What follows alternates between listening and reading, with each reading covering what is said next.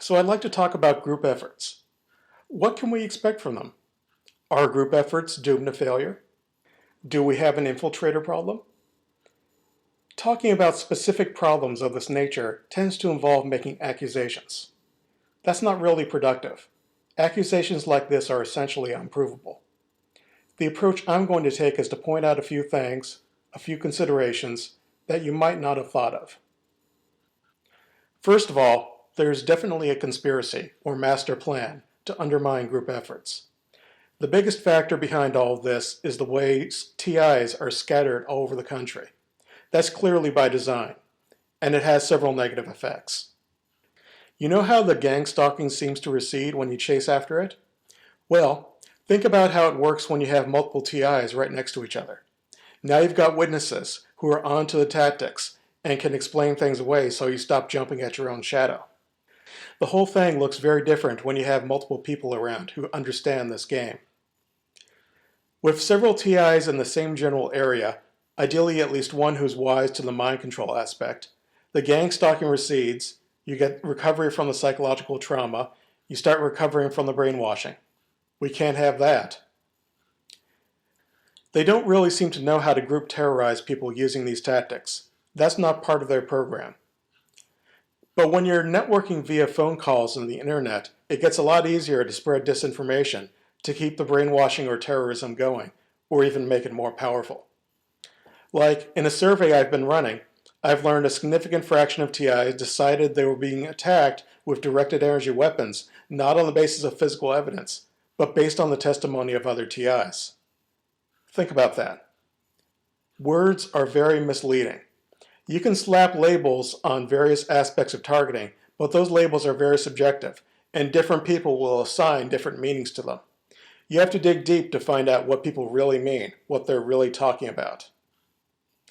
Sometimes TIs will have holes in their stories. You know, when they're explaining stuff based on their theories about what's happening, and those theories are wrong, so there are obvious flaws in the story. To save face, they make up details. If you take everything you hear on TI websites or TI conference calls at face value, you can wind up with some really inaccurate beliefs. There's also this tendency to blame literally everything on them. Stubbed your toe? Gang stalking. Peanut butter jar, tough to open up? Directed energy weapons. Missing a sock? Gaslighting. So a newly aware TI, he's been exposed to some pretty crazy stuff, and that TI is very suggestible. He doesn't have anyone he can turn to in person. He just ends up swallowing the lies on the conference calls whole. These lies include snippets taken from the web, and the TI hits the search engines and discovers this whole new world of disinformation. He's been indoctrinated into a cult, a gang stalking cult, a directed energy weapon cult. All of this is obviously part of the program as well. It wouldn't work nearly so well if TIs were all in the same area. Being physically present removes a lot of ambiguity. What I'm saying is that they do want group interaction, but it has to be ineffective or even counterproductive. The conference calls seem very promising to newly aware TIs, but the way most of these calls are structured, they end up becoming part of a psychological torture chamber. So, why not group together? Well, moving isn't really an option for most TIs, for lots of reasons. The biggest one is the natural concern. Are you jumping out of the frying pan into the fire? Most TIs who are aware of their TIs are on the financial edge. They really can't afford risks. You move into a new area and there are unknown quantities. One of the major unknown quantities is other TIs. It's hard to know them by their writings online or what they say in the calls. You really need to be able to see people in social settings over extended periods of time before you make a major commitment involving them. Some TIs, I wouldn't want to team up with them under any circumstances. Remember that woman a few months ago? I won't name her in this audio, but you'll know who I'm talking about, who went on a shooting spree? She was actually on the conference calls. You've got an unusually high risk of meeting up with very dangerous people when you network with other TIs. What if you meet the next Jared Loughner and he decides you're a perp? There are some pretty hostile or aggressive people on the calls or on the web. I'm not necessarily holding it against them. It's not fair to judge people based on how they interact while they're being tortured, but I'm not eager to team up with them either. I've said before that if you're highly mobile, spontaneously forming a TI community can be pretty easy, like if you have an RV or a mobile home. If you don't like your new neighbors, just take off. So anyway, TIs are scattered all over the place. This is intentional. In the best of all worlds, here's what you could get out of group interaction. With shared living arrangements, you could save resources, recover from the psychological trauma resulting from gang stalking, and force their hand on other tactics. You could pool resources for testing equipment or shielding. You could reverse engineer their tactics, and they definitely do not want that. So they don't really know how to psychologically torture entire groups of people who are interacting freely with each other, but they do know how to instigate infighting, and they do know how to neutralize the effectiveness of the group as a whole. That brings us to this idea that there are infiltrators in our midst. I'm just going to inject some reality here. Every single TI, without exception, is an asset or a pawn of the controlling agency, one way or another. There are many ways TIs can be made to serve that agency. There is, of course, the neurotechnology being used for the easily suggestible ones, or the ones who don't realize that they're being made to act out without their knowledge. And you can be made to trigger each other. I've seen this happen a few times. I've seen it on the conference calls, on my website. I've been accused of triggering people. Maybe I was made to do that, or maybe they were overreacting.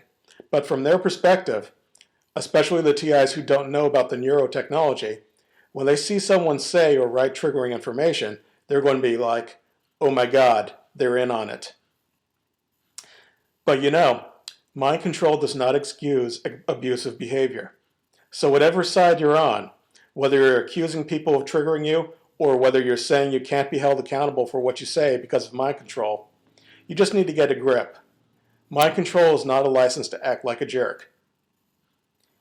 Many of us make private, very lopsided, or even one-sided deals with our handlers. We do this because we think we're going to get some relief, or we're going to get something out of it.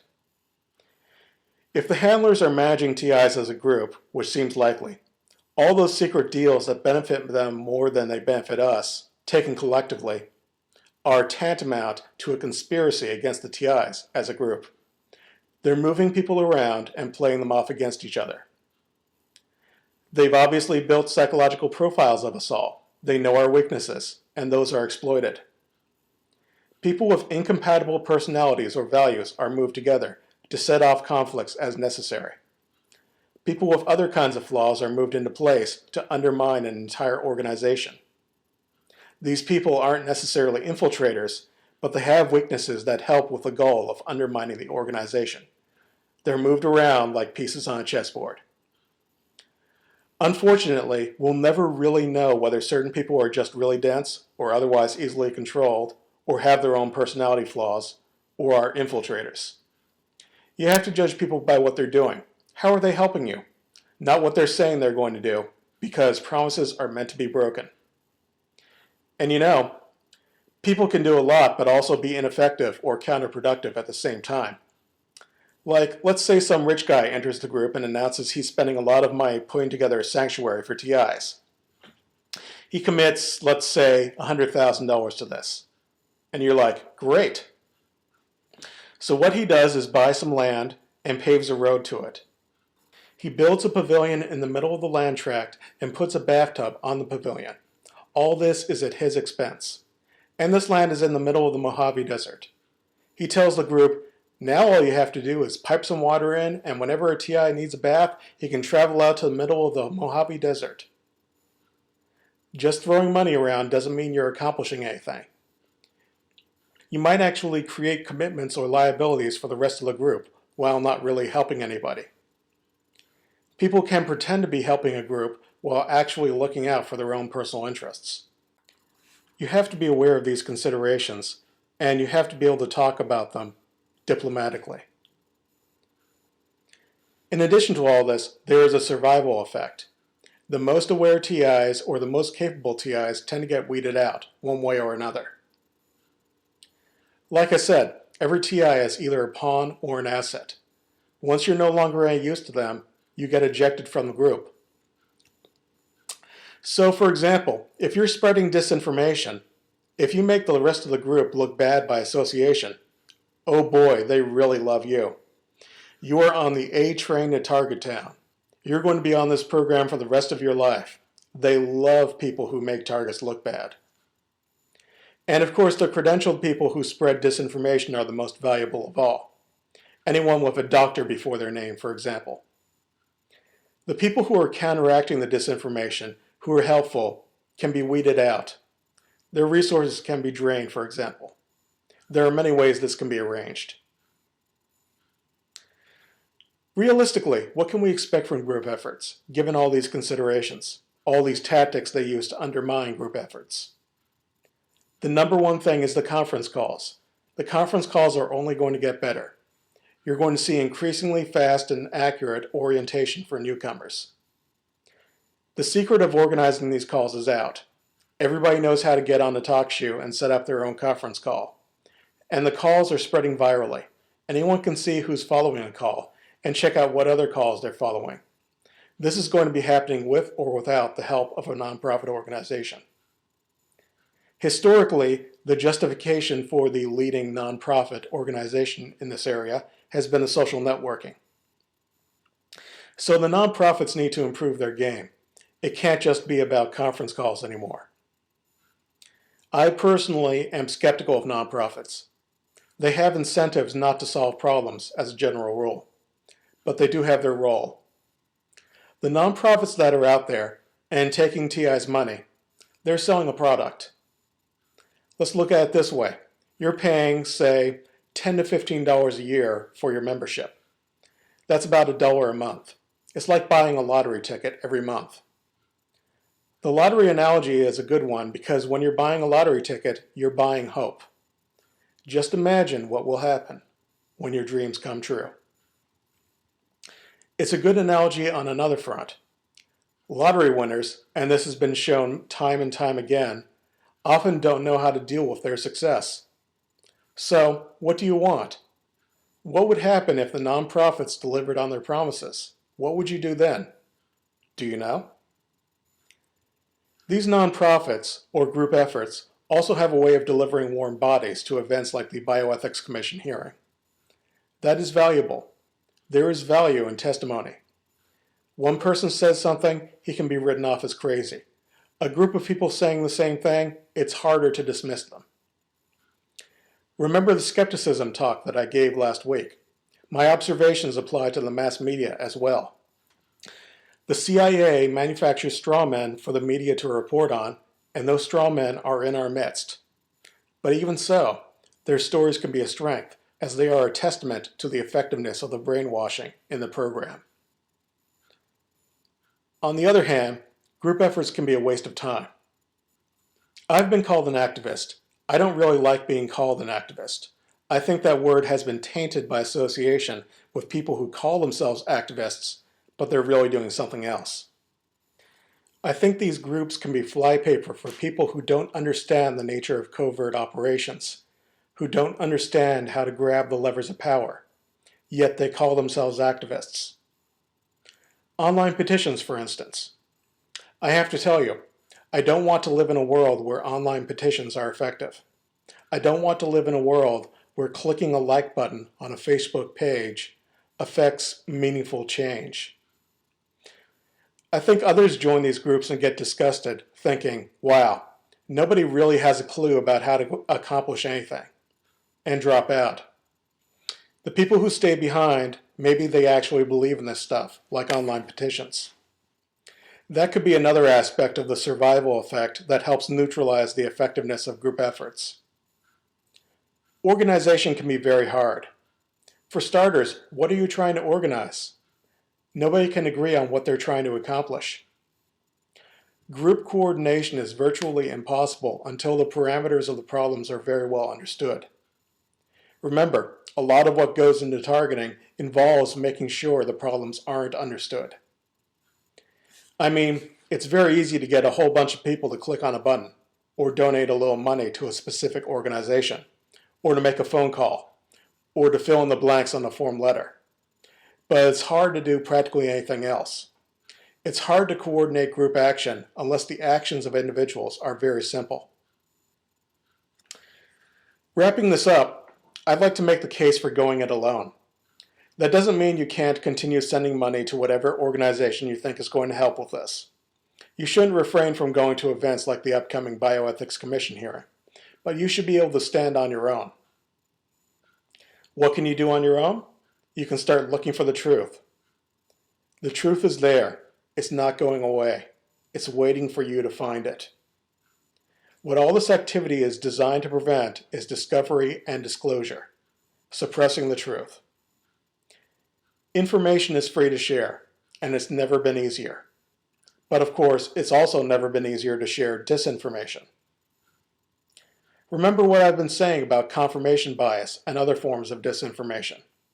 Your handlers are in a unique position to feed you disinformation, to confirm your biases, and you have to be aware of that. When a scrap of information, a document or news report, seems like it's offering you everything you want, that's when you have to be most alert. That's when you have to dig deep, do research, find out what's really being talked about.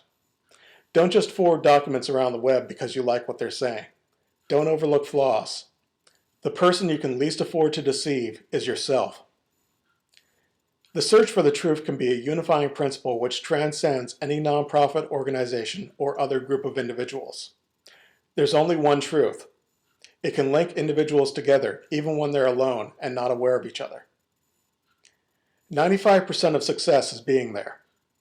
The various organizations involved with targeting know this as well as I do.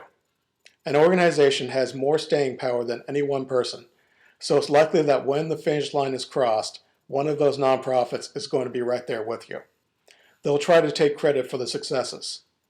You might just have to live with that. As an individual acting alone, do your best. Take responsibility for what you say or do. Don't hide minor contributions in the cloud of a group and then wonder why the group of people, all of whom are doing very minor things just like you are, isn't accomplishing anything.